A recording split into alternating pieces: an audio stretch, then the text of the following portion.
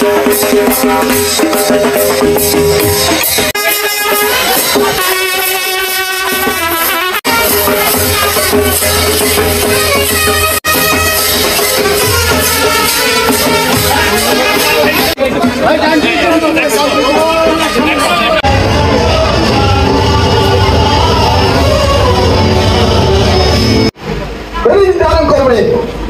পরকালে শান্তিতে থাকবে, কে পরকালে জান্নাতে যাবে।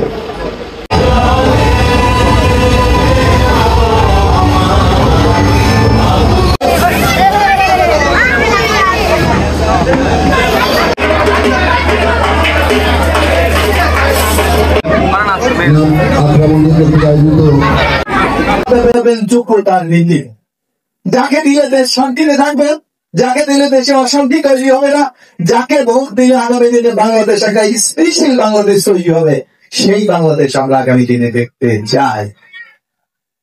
অনেকে বলেছিলেন, আপনাদের মনে আছে, আওয়ামী লীগের নেতা তোফায়েল আহমেদ সংসদে দাঁড়িয়ে বলেছিল, যদি কোনো কারণে আওয়ামী লীগ ক্ষমতা থেকে চলে যায়, তাহলে বাংলাদেশে হিন্দু সম্প্রদায় সহ প্রায় 1,00,000 মারা যায়।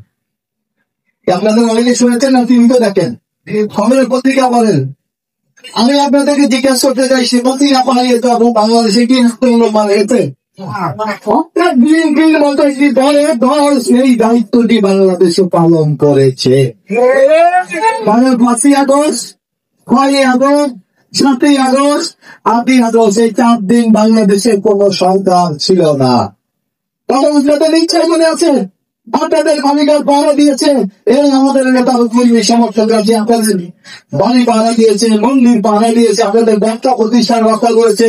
যদি কোনো সমস্যা আপনাদের কোথাও থেকে তারা শুনেছে, গিয়ে কিন্তু অত্যন্ত প্রহরীর মতো আপনাদের পাশে গিয়ে দাঁড়িয়েছে। এই যে মনে করেছি আমাদের দায়িত্ব, আমাদের ইসলাম ধর্মে স্পষ্ট আছে,